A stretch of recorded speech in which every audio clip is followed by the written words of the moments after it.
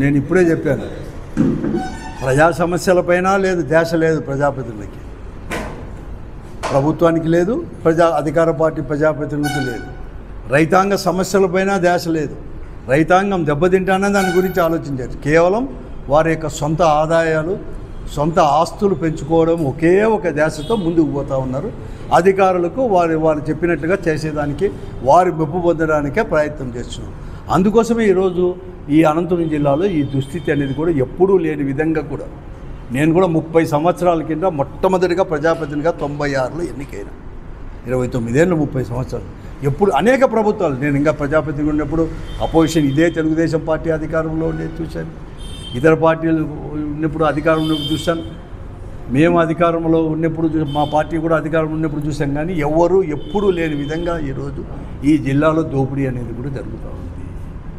కడకు పేదలకు సంబంధించిన రేషన్ బియ్యాన్ని కూడా విడిచిపెట్టుకోకుండా ఒక మాఫియా మాదిరి ఈ జిల్లాలో కూడా ఏర్పడి, జిల్లా కేంద్రంలోని స్థావరాలు ఏర్పాటు చేసుకొని, ప్రజాప్రతినిధుల ఆధ్వర్యంలోనే ప్రజాప్రతినిధులే ఒక మాఫియా ఏర్పరచుకొని ఈరోజు పేదలకు చెందాల్సిన బియ్యం అనేది కూడా కోత కోసి తీసుకొచ్చి బ్లాక్ మార్కెట్ తరలిస్తున్న వైనం కూడా ఈరోజు అధికార పార్టీ వాళ్ళే చెప్తున్నారు.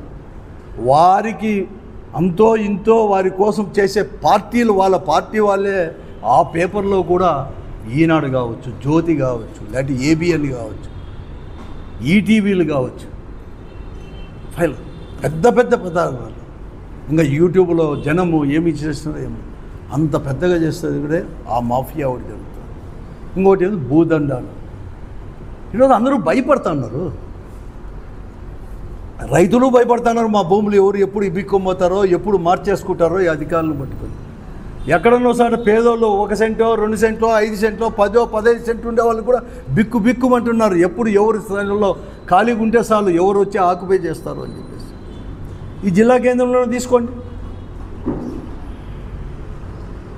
ఎక్కడ మీరు తీసుకోండి, ఈడే ఇక్కడ తీసుకోండి. ఎవరో పాపం చాలా పేదోళ్ళు ఏ దినం ఆ దినం సంపాదించుకొని చేసుకునేవాళ్ళు, చిన్న పేదోళ్ళు, ఏదో బుడిబుడికలలో వాళ్ళు ఎలా బంధువర్గమే ఎలా తీసుకోవాలని ప్రయత్నం చేసిరో మళ్ళీ చెప్పాల్సిన అవసరం లేదు. అంతెందుకు కృష్ణా ఇంగ్లీష్ మీడియం స్కూల్ అని చెప్పి ఎవరో కృష్ణా అనేతను పూర్ బ్రాహ్మిన్స్, 2 భార్యాభర్తలు కూడా చిన్న ఇన్స్టిట్యూట్ చిన్న పెట్టుకొని ట్యూషన్లు చెప్పుకునేవాళ్ళు. ఎప్పుడైనా ఒక ఇన్స్టిట్యూట్ కొంచెం కట్టుకుందాము అని చెప్పేసి 10 సెంట్ల దాంట్లో ఉంటే దాన్ని ఆక్యుపై చేయడం అనేది ఎక్కడన్నా చూసింది. అధికార పార్టీకి సంబంధించిన వారే సాయినగర్లో ఒక మైనారిటీ కుటుంబానికి సంబంధించిన భవనాన్ని ఎట్లా దొంగ రిజిస్ట్రేషన్ చేస్తే ఆ రిజిస్టర్కు మళ్ళీ కూడా వెంటనే సస్పెండ్ చేయడం, మళ్ళీ తీసుకోవడం, అంటే ఎట్లా ఒక ప్రణాళిక ప్రకారం ఎలా దోపిడీ చేస్తారో అని అర్థం కాలేదు దీనివల్ల. అంతెందుకు ఈడు చూడండి, పాపంపేట చూడండి, జిల్లా కేంద్రానికి ఆనుకోనింది ఆ నియోజకవర్గం, పాపంపేట భూములు ఏమైనా పాపంపేట అంటే ఎవరు అధికారంలో ఉంటే వాళ్ళకి రావడమేనా? వాళ్ళు ఇనాం భూములు కావచ్చు, లేకపోతే ఆ భూములన్నీ కూడా ఎవరో తీసుకొని వచ్చి జీపీలు తీసుకొని ఒకరిని తీసుకుంటే అవన్నీ కూడా తీసుకోవడానికి ఏం జరుగుతుంది? ఎక్కడైనా ఇన్నాం అసలు ఇన్ని రోజులు అయింది, ఇంత అప్రదత్త భావం ఉంది. ఆ రోజు 40 సెంట్లలోనో 50 సెంట్లో వాళ్ళు కూడా అధికార పార్టీకి సంబంధించిన ఆధ్వర్యంలోనే అదంతా కొట్టేసినాక అధికారులు ఆ రోజు చొరవ తీసుకొని నిలబడి ఆర్డీఓలతో సహా తీసుకొని కొట్టేసిన వైనం చూసిన తర్వాత అక్కడ ఉండే భూములంతా కూడా అక్కడే కాదు పట్టణము ఈ టౌన్లో కూడా 10 సెంట్ల నుంచి 5 సెంట్లు 2 సెంట్ల దగ్గర నుంచి ఉండే వాళ్ళందరూ కూడా భయపడిపోతున్నారు. ఏం చేస్తారో ఏమో అని చెప్పేసి కూడా ఎవరు జీబీలు తీసుకుంటారో, ఎవరు దొంగ రిజిస్ట్రేషన్లు తీసుకొని ఇవన్నీ తీసుకొని పోతారేమో అని చెప్పేసి. కనీసం ఒక అధికారి, ఒక కలెక్టర్ గారు కానీ, ఎస్పీ గారు కానీ, లేకపోతే ప్రజాప్రతినిధులు ఇంతమంది ప్రభుత్వం అనేది ముఖ్యమంత్రి గారు ఉన్నారు, లేకపోతే మంత్రులు వాళ్ళ పెద్దలు కానీ కనీసం ఒక ధైర్యం, జనానికి ఏమి లేదు జరగదు మీరు భయపడొద్దండి మేమున్నాం అని ఇన్ని రోజులు ఎవరైనా ఎక్కడ అసూరు చేస్తారా? అసూరు చేయకపోగా సొంతం ప్రజాప్రతినిధులే మా దగ్గరికి రాండి మేము పంచాయతీలు చేస్తామంటున్నారు. ఎక్కడైనా ఉందా నేను అడుగుతున్నాను. నువ్వు బహిరంగంగా వాళ్ళే కాదు అటువంటి వాళ్ళందరికీ కూడా అనంతపురం కావచ్చు, కేంద్రం కావచ్చు, లేకపోతే పక్కన రాప్తాన్ నియోజకవర్గం కావచ్చు, లేకపోతే ఉరవకొండలో కావచ్చు, కూడేరులో కావచ్చు, లేకపోతే ఏ నియోజకవర్గమైనా రాష్ట్రమైనా మేమున్నాం, ఎవరికైనా చేయొద్దండి, మేమున్నాం, అన్ని రకాల ప్రొటెక్షన్ ఇస్తామని చెప్పేసి ఒక్క కలెక్టర్ ఏ కలెక్టర్ కానీ, ముందుండే కలెక్టర్ కానీ, ఇప్పుడు వచ్చిన కలెక్టర్ కానీ, లేకపోతే ఎస్పీ కానీ, మంత్రులు కానీ ఎక్కడా లేదు. ఇంకో విచిత్రమైంది ఏమంటే ఈరోజు ప్రజాప్రతినిధులు కనీసం మేమన్నా ఉన్నామని చెప్పో, లేకపోతే మేమన్నా మాట్లాడతామని చెప్పని కూడా కాదు, వాళ్ళ కొడుకులు, వాళ్ళ అనుచరులు మేము పంచాయతీలు చేస్తాం రా అనేది ఎక్కడ మేము చూడలేదు అసలు. ఇంతకంటే కావాలన్నా ఒదికు బియ్యం అమ్ముకుంటున్నారు, ఒదికు ఇతరుల భూములు అన్నీ ఆక్యుపై చేస్తున్నారు, అవి తీసుకుంటున్నారు, ప్రభుత్వ భూములు చేస్తున్నారు.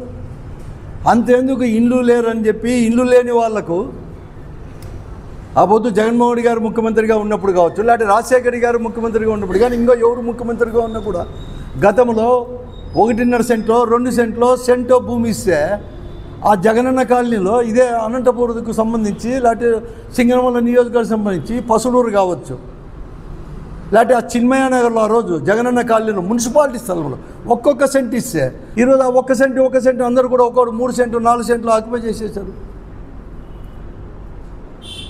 కలెక్టర్లు చెప్తే లేదు, ఇంకొకరికి వాళ్ళు పోయి బాధితులు పోయేసేవని చెప్తే దానిపైన రియాక్షన్ లేదు ఇంతవరకు కూడా. ఇల్లు కూడా అది పరిస్థితి. అసలు భయపడుతున్నారు. అసలు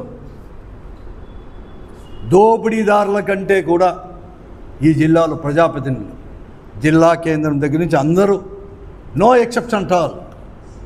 ఓ దిక్కు లిక్కర్ అమ్ముకుంటున్నారు, బెల్ట్ షాపులు పెట్టేసేసి ఏరులై పడుతుంది. మేమంతా కూడా అన్ని కోట్లు ఖర్చు పెట్టాం, ఇన్ని కోట్లు ఖర్చు పెట్టామని చెప్తారు.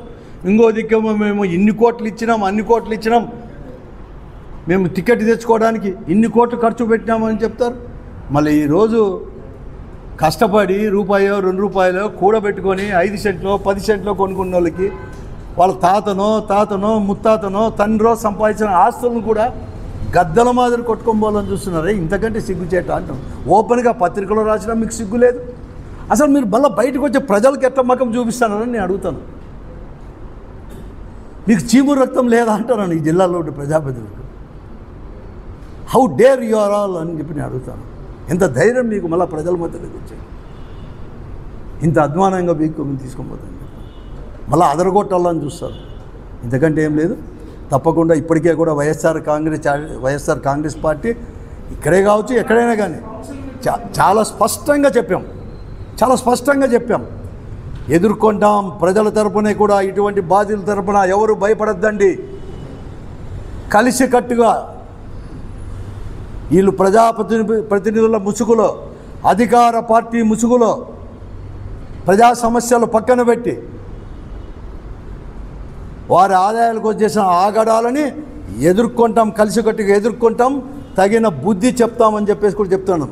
మేమే కాదు, ఇప్పటికే వామపక్షాలు కూడా ఈరోజు కూడా గొంతు కలిపినాయి, మాట్లాడుతూ ఉన్నాయి. అందరు కలిసి కూడా ఈ జిల్లాలో కూడా చేస్తాం. నేను అందుకే ఈరోజు కూడా నేను చెప్తా ఉన్నాను, ఇప్పటికైనా ప్రజాప్రతినిధులందరూ కూడా ఈ వ్యవసాయ రంగాన్ని ఆదుకోండి.